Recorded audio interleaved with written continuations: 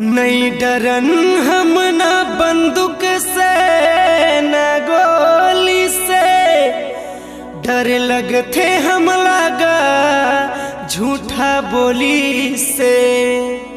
न छुरी से न कटारी से हम डरा थन गा भैया, दोस्ती मगदारी से। एक नाम सदनाम मपाते हमर जिनेगानी गा, सतनामियन गा भैया हम कट्टर सतनामी गा।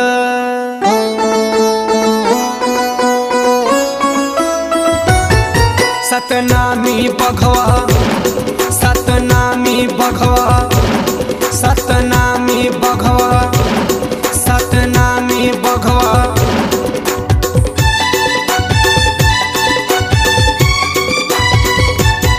जगमा सबले बड़े तोरे नाम सतनामी बघवा, जन जन ले हवे महान सतनामी बघवा।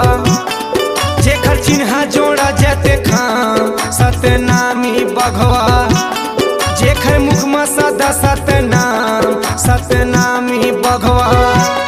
हमला कई थे दाई वो सतनामी बघवा, हमला कई थे भैया गा सतनामी बघवा गा।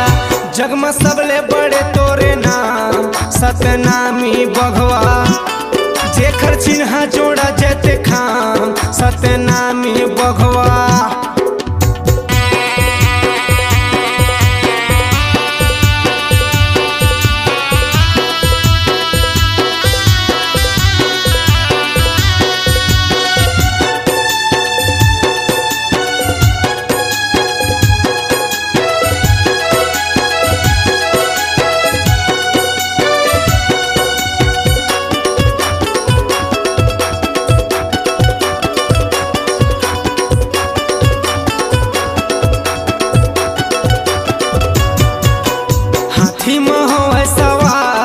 मोरे गुरु गोसाई आजू बाजू माँ बब्बर शेर सरहा जोधाई, छाती वाला ए वो सतनामी भाई।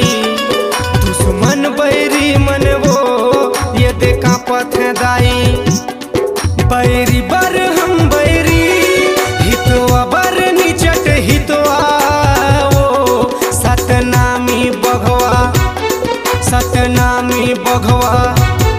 जग में सबले बड़े तोरे नाम सतनामी बघवा, जन जन ले हवे महान सतनामी बघवा।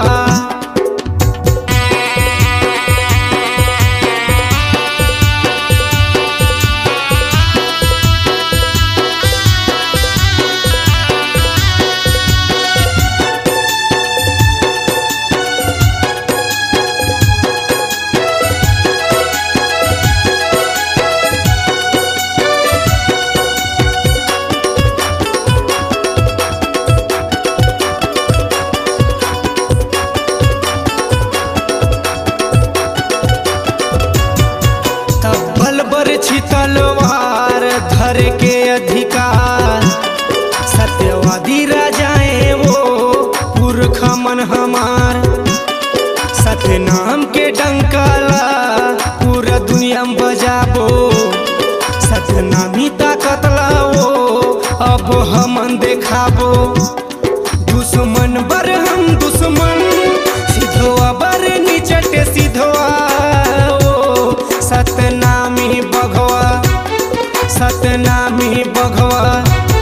जग में सबले बड़े तोरे नाम सतनामी बघवा, जन जन ले हवे महान सतनामी बघवा। जेकर चिन्हा जोड़ा जाते खाम सतनामी बघवा, जेकर मुख में सदा सतनाम सतनामी बघवा। हमला कई थे दाई वो सतनामी बघवा, हमला कई थे भैया गा सतनामी बघवा गा।